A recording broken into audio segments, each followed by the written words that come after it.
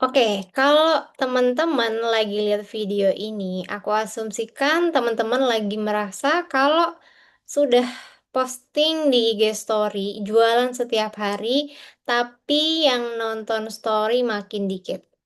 Oke? Atau mungkin ngerasa, aduh susah banget nih dapetin respon positif padahal udah rajin promosi, tidak ada interaksi.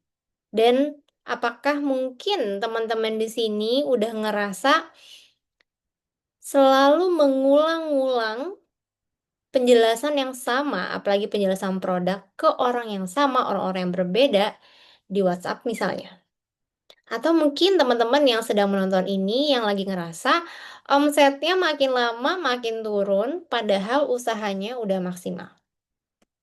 Oke, aku mau kenalan dulu. Jadi, halo semuanya, teman-teman. Salam kenal. Aku seorang ibu rumah tangga. Aku pernah menjadi leader direct selling selama kurang lebih 8 tahun. Dan di akhir 2024, akhirnya aku memilih untuk fokus dari direct selling ke produk digital. Oke, di sini aku udah sempat menuliskan lah ya journey aku dari tahun 2009 sampai di tahun ini, tapi video ini bukan menjelaskan tentang aku. Oke, jadi teman-teman kalau mau baca ya boleh, atau mau kenalan aku lebih dalam di Instagram juga boleh. Oke, jadi singkat cerita, aku juga dulu pernah banget mengalami lah ya fase di mana sosial media sosial media itu adalah dipakai untuk cuman jualan. Oke, dan video ini seperti judulnya, aku akan membahas soal 3 kesalahan yang mungkin teman-teman lakukan ketika teman-teman sedang jualan di Instagram, oke? Yang malah bikin ya Instagram teman-teman ini ngerasa sepi interaksi dan berujung mungkin di mute or unfollow, oke? Kalau iya, berarti memang video ini buat kamu, oke? Nah, aku tadi cerita, kalau misalnya aku pernah juga nih, pernah banget merasa dan mengalami fase mesin, apa ya, sosial media itu tempat aku tuh jualan only, oke? Story tuh isinya posting promosi produk terus gitu ya, mungkin feeds juga, tapi ya mungkin sejalannya waktu sekarang feeds aku sih nggak pernah isinya review produk, pernah isinya adalah promosi produk, mungkin beda platform, dulu pernah, bukan di Instagram gitu ya. Dan mungkin caption-nya ya gitu ya, nggak jauh-jauh dari, "Ayo stok terbatas pokoknya," atau, "Ayo join sekarang," dan segala macam, oke? Nah, awalnya aku kira juga semakin sering kita promosi gitu ya, oh aku ngira, oke semakin aku sering promosi berarti bakalan semakin cepet dong closing-nya, bener nggak sih? Tapi kenyataannya justru sebaliknya, oke? Follower makin turun, yang biasanya suka interaksi malah jadi jarang muncul, oke? Bahkan somehow ya, ke-overthinking-an ini tuh bilang, "Aduh, kayaknya banyak deh yang nge-hide or mute postingan aku gara-gara tuh aku posting jualan terus." Oke, makanya tadi di awal kan aku bilang ya, mungkin teman-teman semuanya yang sedang menonton video ini, kamu yang sedang menonton video ini juga ngalamin hal yang sama yang tadi ya, story jualan yang tiap hari tuh kok ngerasa yang nonton selalu tambah dikit lah gitu ya. Susah banget dapetin interaksi pada udah rajin promosi dan segala macam. Oke, tenang aja teman-teman, kamu nggak sendirian, ya aku pernah pasti of course di posisi itu, dan sebenarnya aku mau bilang sama kalian adalah bukan produknya yang nggak bagus, tapi mungkin cara jualannya kamu yang salah, oke? Karena sekarang orang itu udah tambah pintar, ya nggak sih? Mereka tuh nggak mau tuh dipaksa beli gitu ya. Mereka maunya kenal dulu, suka dulu, baru mereka percaya untuk beli.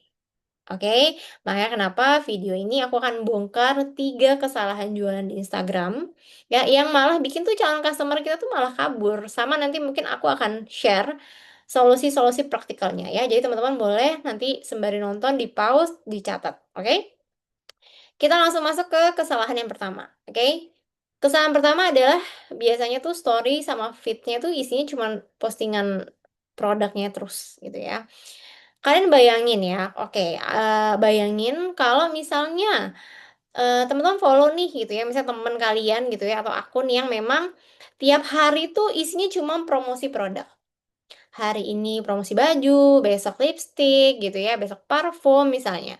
Dan semuanya itu template gitu ya, maksudnya kayak ada harganya, ada promonya, "Ayo beli sekarang," gitu ya. Itu kira-kira kalian sendiri tuh bakalan betah nggak sih ngeliatin story-nya dia menurut aku? Jawabannya kemungkinan besar adalah enggak. Ya, kenapa? Karena nggak ada sisi manusiawinya menurut aku di balik akun itu. Kalau memang setiap hari adalah kita posting jualan terus. Kita follow orang di sosial media karena mau mungkin spesifiknya kita follow orang di Instagram ya karena kita lagi ngebahas Instagram. Karena kan mau kenal ya pribadinya mereka, bukan cuma ngeliatin jualannya mereka tuh apa gitu kan. Nah, masalahnya banyak seller, termasuk mungkin ya aku dulu lah ya, fokusnya tuh selalu jualan, jualan, jualan. Sampai lupa nunjukin siapa sih sebenarnya orang di balik akun itu. Oke? Yang berakibat ya, teman-teman kita nih yang udah follow gitu ya, itu malah cepet bosen, suka skip story kita, bahkan mungkin di unfollow. Oke, terus solusinya apa nih dari kesalahan yang pertama ini?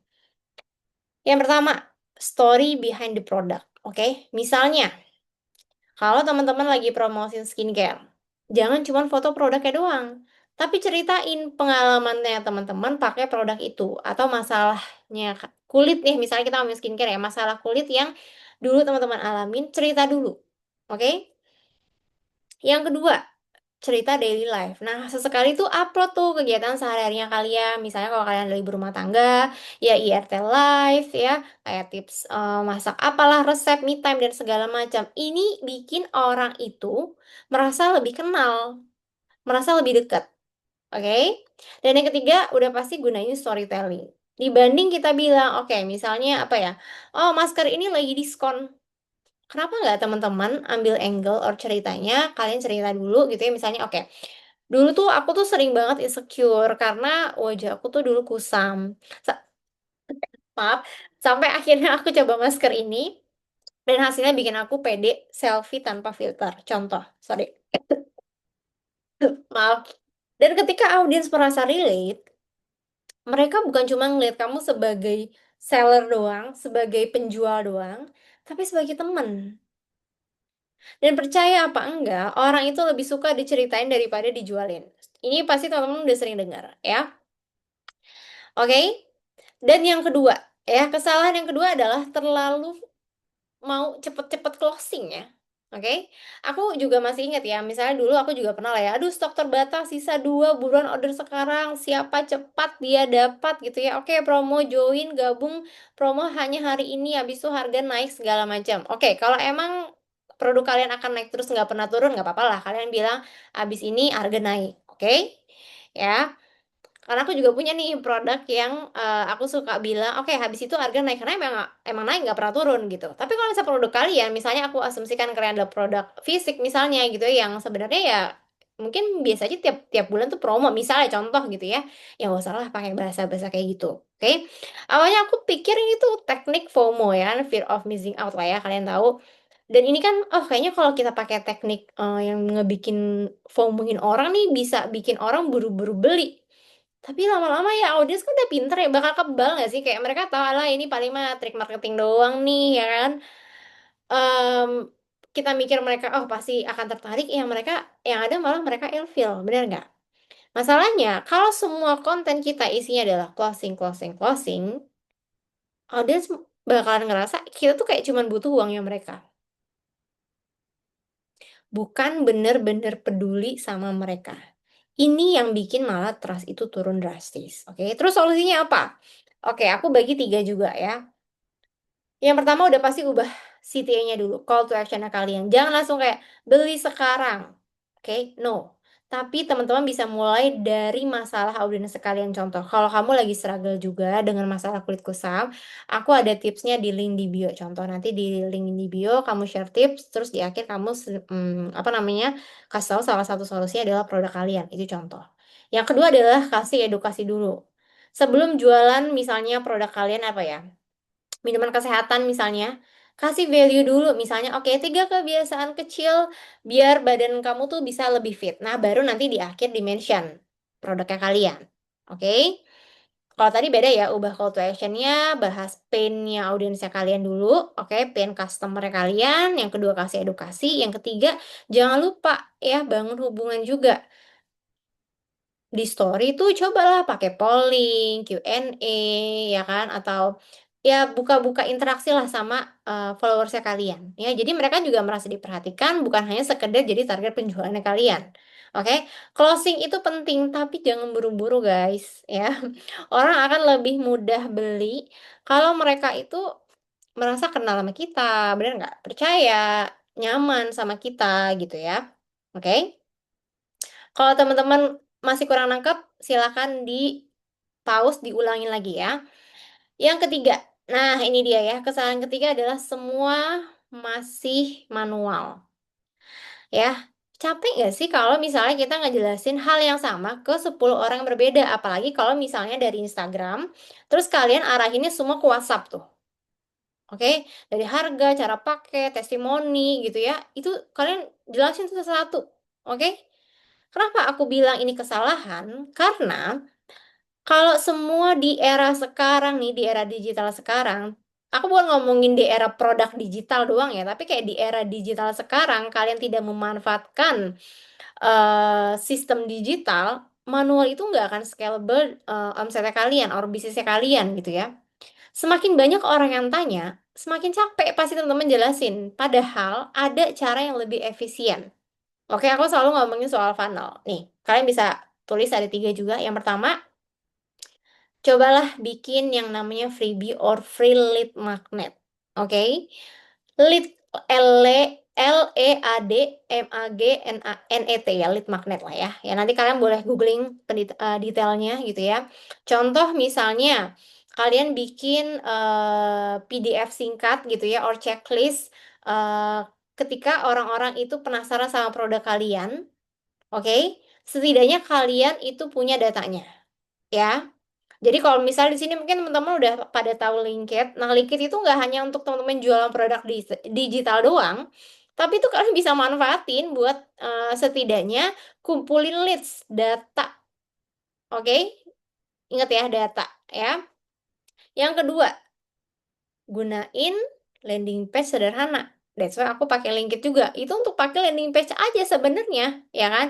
Jadi ketika ada klik link di bio, jangan langsung ucuk-ucuk ke WhatsApp doang, teman-teman ya. Tapi ketika mereka klik link di kita tuh kayak semua informasi udah jelas. Itu mau filter banget dan kita nggak capek satu-satu balesin.